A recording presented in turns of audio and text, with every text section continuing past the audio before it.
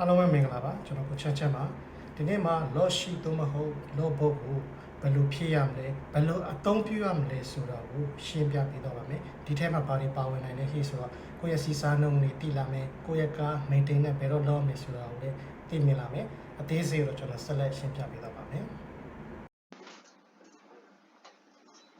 ဟုတ်ကဲ့မင်္ဂလာပါဒီနေ့မှာကျွန်တော် share ပေးချင်တာကတော့ဒီ basic rule of logbook ပေါ့ logbook တွေကိုရဲ့ကျွန်တော်တို့အခြေခံစည်းမျဉ်းတွေပြီးတော့ log sheet ကိုဘယ်လိုဖြည့်ရမလဲဆိုတာရယ်ပြီးတော့ fleet structure ရယ် fleet management ရယ်ပြီးတော့လည်းကျွန်တော်တို့ monthly fleet follow up ဘယ်လိုလိုက်ရတယ်ဆိုတာကိုကျွန်တော်တစ်ချက်ချင်းရှင်းပြပေးသွားပါမယ်ဒါတော့ကျွန်တော်တို့ဒီ YouTube မှာနားထောင်ရတာအဆင်မပြေဘူးနားမလည်ဘူးဟေးဆိုရင်ကျွန်တော်တို့ Facebook ကိုလာရောက်စုံစမ်းမေးမြန်းလုပ်လိုက်ရတယ် contact phone number တွေကိုလည်းစုံစမ်းမေးမြန်းလို့ရပါတယ်ဒါကတော့သင်ပေးတဲ့လူဘယ်သူမှမသိမှာဆိုလို့ကျွန်တော်ပုံ share ရခြင်းဖြစ်ပါတယ် Okay ကျွန်တော်တို့ဒီနေ့မှာ fleet management အထဲမှာ logbook ကဘာလို့အရေးကြီးလဲဟေ့ဆိုတာကိုကျွန်တော်ရှင်းပြပေးသွားပါမယ်ဒီဟာကကျွန်တော်တို့ဒီ vehicle management fleet management မှာမရှိမဖြစ်တဲ့ tool လေးတွေပေါ့နော်သူ့ကိုဘာအတွက်ကြောင့်သုံးလဲဟေ့ဆိုရင်ကျွန်တော်တို့ဒီ NGO တွေမဟုတ်ဘူး company တွေဒါမကကျွန်တော်တို့ personal life မှာလည်းသုံးသင့်ပါတယ်ကျွန်တော်တို့မိတ်ဆွေတွေကားပိုင်တဲ့အကိုတွေညီမတွေရှိမယ်နော်ဒီ logbook လေးရှိထားမယ်ဟေ့ဆိုရင်အရန်သုံးဝင်ပါတယ်ဗျာကျွန်တော်လည်းအခုလက်ရှိထိသုံးနေတော့ပဲကျွန်တော်တို့ဘာတွေကြည့်လို့ရမလဲဟေ့ဆိုရင် engine wine ဘယ်တုန်းကလဲတာလဲ engine wine ဘယ်တော့ပြန်လဲရမလဲเนาะကျွန်တော်တို့ gear wine တွေဘယ်တော့ကလဲရတယ်ဘယ်တော့ပြန်လဲရမယ်ဆိုတာကိုလည်းသိနိုင်ပါတယ်ပြီးကျွန်တော်တို့ဘယ်နေ့ဘယ်ရက်ကဘယ်ကိုသွားတာလဲဆိုတာတွေလည်းသိနိုင်ပါတယ်ပြီးတော့ကျွန်တော်တို့ကီလိုမီတာဘယ်လောက်သွားတာလဲဆိုတာလည်းသိနိုင်တယ်ပြီးတော့ကျွန်တော်တို့ပိုင်ဆိုင်တဲ့ကားသို့မဟုတ်ဒီဖွဲ့စည်းပိုင်ဆိုင်တဲ့ကားတွေမှန်သမျှ1 လီတာဆိုတာနဲ့ကျွန်တော်တို့ဘယ်နှကီလိုမီတာရောက်လဲဘယ်နှကီလိုမီတာသွားလို့ရလဲဆိုတာပါကျွန်တော်တို့အကုန်ဒီ logbook လေးသုံးလိုက်တာနဲ့ကိုကျွန်တော်တို့ဒီထဲမှာအကုန်လုံးမြင်ရတယ်ပေါ့ဗျာเนาะကျွန်တော် tracking နဲ့လိုက်လို့ရတယ်ပေါ့အဲ့တော့ကျွန်တော်အကြံဉာဏ်ပေးချင်တာတော့အကုန်လုံးသုံးစီချင်ပါတယ်ဒါကကျွန်တော်တို့ C ဆိုတာကကျွန်တော်တို့အခုကာလာနဲ့စီတွေကလည်းဈေးကြီးနေတယ်ရေထက်မောင်းလို့ရတဲ့ဟာမှာပါဘူးတလီတာဆို2000ထပ်တည်ပဲ2500နာကတ်နေပြီပေါ့เนาะအဲ့တော့ခုနကကျွန်တော် Facebook ဗီဒီယိုထဲရလို့ပဲကားကစားနေရလားလူကစားနေတာလားဆိုတော့ကျွန်တော်တို့ tracking လိုက်ဖို့အတွက်ဒီ logbook ကိုသုံးပေးခြင်းအဖြစ်ကျွန်တော်တို့ကွဲပြားသိစေနိုင်တယ်ပေါ့เนาะနောက်တစ်ချက်ကကျွန်တော်တို့ဘယ်အချိန်မှာခုနကကျွန်တော်အပေါ်ကပြောထားသလိုပဲဘယ်အချိန်မှာကျွန်တော်တို့ဝန်ဆောင်မှုတွေလုပ်ခဲ့လဲเนาะဒီဟာတွေကျွန်တော်တို့ပြန် follow up လိုက်လို့ရတယ်ကျွန်တော်တို့ကအခုမိတ်ဆွေတို့မှာကားတစ်စီးပဲပိုင်နေမှာထား5စီးပိုင်နေရှိဆိုကျွန်တော်တို့ကမမှတ်မိနိုင်ပါတော့ဘူးเนาะအဲ့တော့ကားစီးတိုင်းမှာကျွန်တော်တို့က logbook တွေထားသွားမယ် log sheet တွေထားသွားမယ်ဆိုရင်ကျွန်တော်တို့က driver ကြောင့်ဒီကားကmaintenance လောက်ရတာများတာလား something တခုခုပေါ့ကျွန်တော်တို့ tracking ပြန်လိုက်လို့ရအောင်ဒီ logbook ကအသက်ပါပဲတချို့အဖွဲ့အစည်းတွေမှာတော့ log sheet လို့ခေါ်ပါတယ်အကွဲလွဲလေးတွေတော့နည်းနည်းလေးကွဲသွားကွဲနိုင်တယ်ပေါ့နော်ဟုတ်ပြီအခုကကျွန်တော်တို့ logbook မှာဘာတွေပါလဲဆိုတော့ကျွန်တော်တစ်ချက်ချင်းစီရှင်းပြပေးသွားပါမယ်ကျွန်တော်တို့ vehicle တစ်စီးဆိုရင်ကျွန်တော်တို့က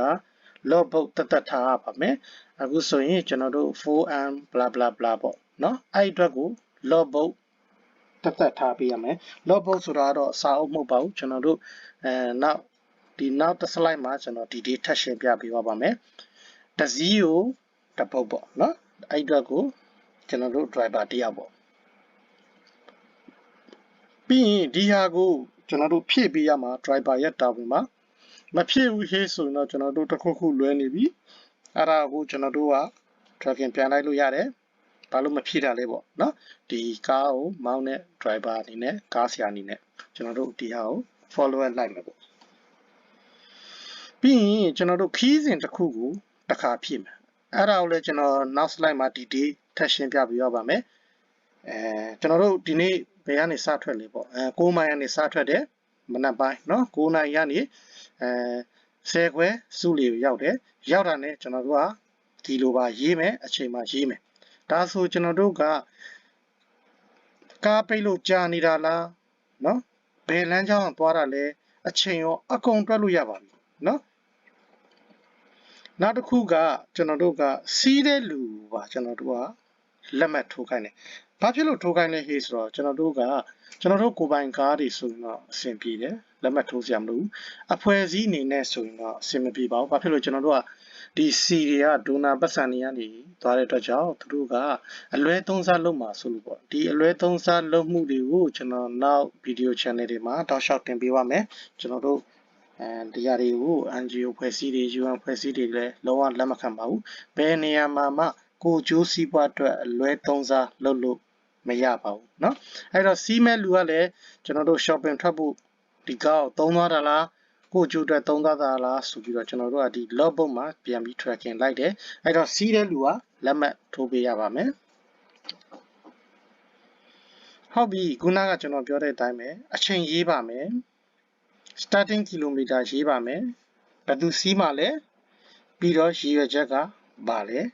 ပြီးသွားတာ ਨੇ ဘယ်ချိန်မှာရောက်တယ်ကီလိုမီတာရေးမယ်ကျွန်တော်တို့ signature ထိုးမယ်ဒါကတစ်ရက်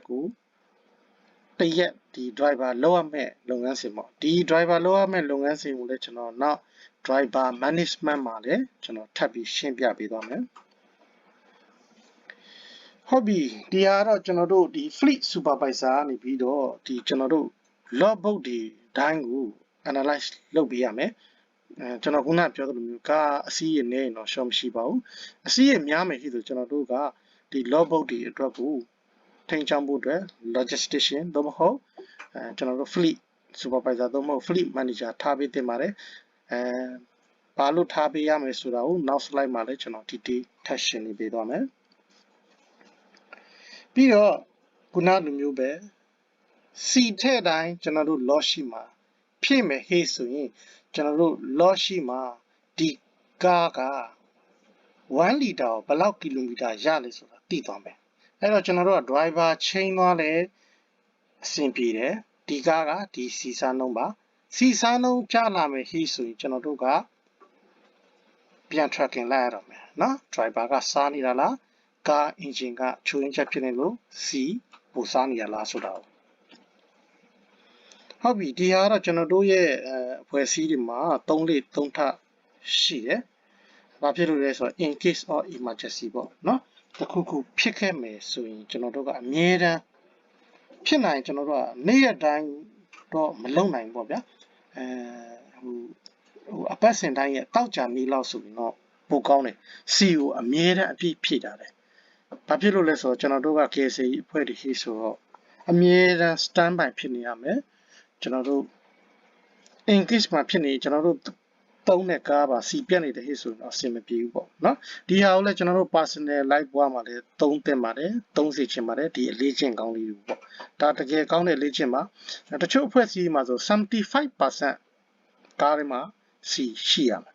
မရှိရင် driver ကိုကျွန်တော်တို့အရေးယူတာလေးဒီတွေ့ရတယ်ပေါ့နော်ဒါကတော့အဖွဲ့အစည်းရဲ့မူဝါဒပေါ်မူတည်တယ်ပေါ့ဖြစ်နိုင်တော့ကျွန်တော်တို့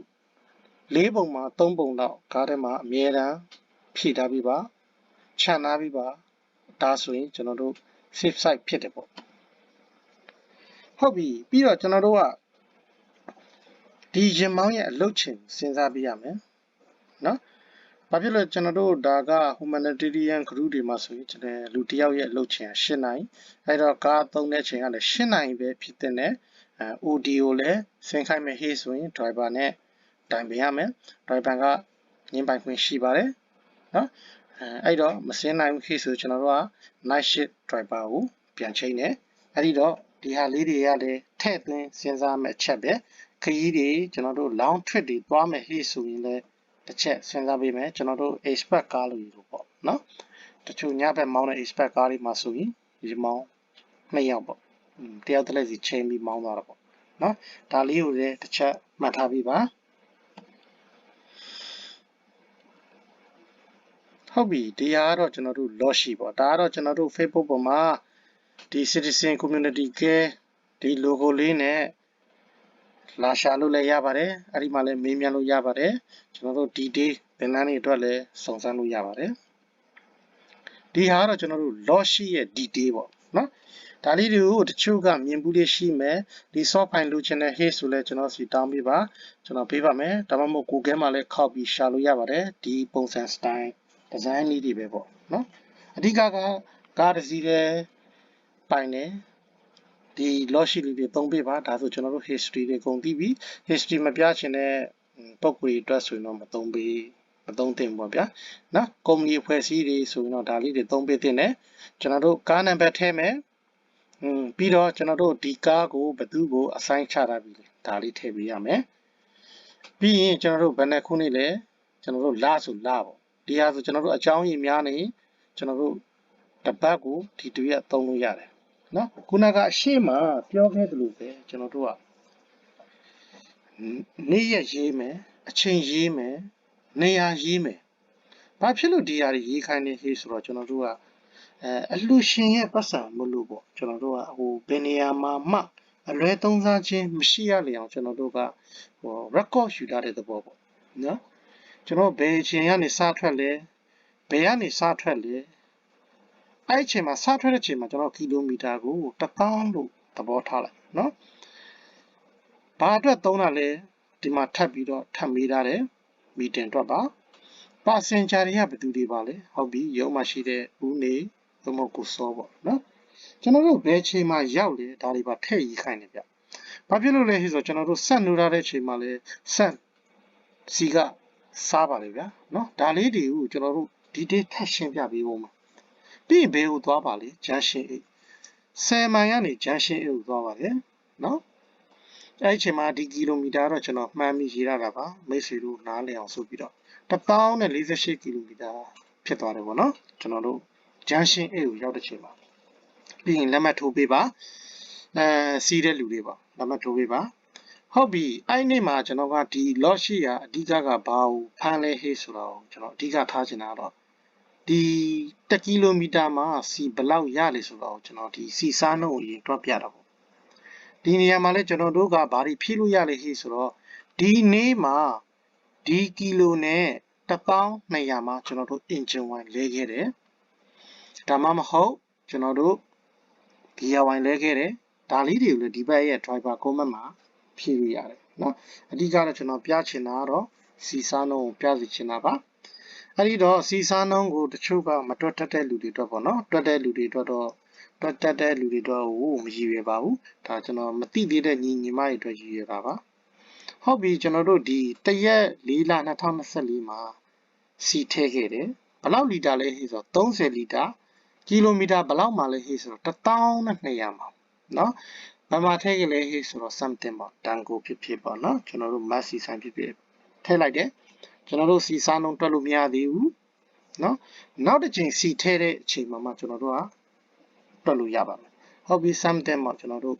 10ရက်တလမှာဒီတိုင်းပဲသွားတယ်ပေါ့နော်ကီလိုမီတာ1200မီတင်အတွက်သုံးတယ်ဟုတ်ပြီစီးမဲ့လူနာမည်ပါမယ်ဘယ်ချိန်ရောက်လဲပါမယ်ဘယ်နေရာကိုလဲပါမယ်ကီလိုမီတာဘယ်လောက်မှဆုံးသွားလဲပါမယ်ပြီးရင်လက်မှတ်ထိုးမယ်အဲ့နေ့မှာလဲကျွန်တော်တို့က driver ကစီထည့်လိုက်တယ်ကီလိုမီတာဘယ်လောက်လဲခေဆိုတော့1400မှာထည့်လိုက်တယ်ဒီမှာတော့စီစေးနှုန်းတွေပေါ့နော်ဒီကတော့ကျွန်တော်တို့ detail ဖော်ပြတဲ့ lot sheet တွေပေါ့ဒီထက် detail ဖော်ပြတဲ့ lot sheet တွေလည်းရှိကောင်းရှိပါတယ်ကျွန်တော် Google မှာရှာလဲရပါတယ်ဒါကောင်တချို့အဖွဲ့အစည်းတွေကတော့ကျွန်တော်တို့ဒီထက်ပို့ဆုံးနေတယ်နော်အဲ့တော့ဒီရဲ့ခြားနာချက်ကိုကျွန်တော်တို့ကနှုတ်လိုက်တဲ့ချိန်မှာပထမတစ်ရက်ကထည့်ထားတာတော့ကျွန်တော်ကီလိုမီတာ reading လုပ်တဲ့ချိန်မှာ1200ရှေ့ရက်နေ့မှာထည့်တဲ့ချိန်မှာ1400အဲ့တော့သူ့ရဲ့ different ခြားနာချက်ကိုကျွန်တော်ကြည့်လိုက်တဲ့ချိန်မှာ200ကီလိုမီတာဖြစ်သွားတယ်အဲ့တော့200ကီလိုမီတာထွက်သွားပြီနောက်ဆုံးထည့်ခဲ့တဲ့လီတာကိုစားလိုက်မယ်အဲ့တော့ဒီကားက 1 kilometer ကို 6.6 meter ရပါတယ်နော်အဲ့အချိန်မှာ something ကျွန်တော်တို့မြို့ထဲတွေဖြစ်မယ်တခါတလေလမ်းရှင်းတာလေးဖြစ်မယ်ဟဲ့ဆိုတော့6 liter ဝန်းကျင်လို့ဒီကားကိုသတ်မှတ်လိုက်မယ်ဟဲ့ဆိုရင်ကျွန်တော်တို့ကဒီကားရဲ့စီစားနှုန်းကိုသိသွားပြီအချိန်ကြာလာတဲ့အမျှ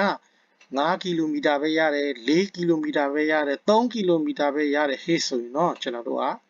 ဘယ်ဟာတွေကိုချက်ရတော့မလဲ driver ကိုချက်ရတော့မယ်ကျွန်တော်တို့က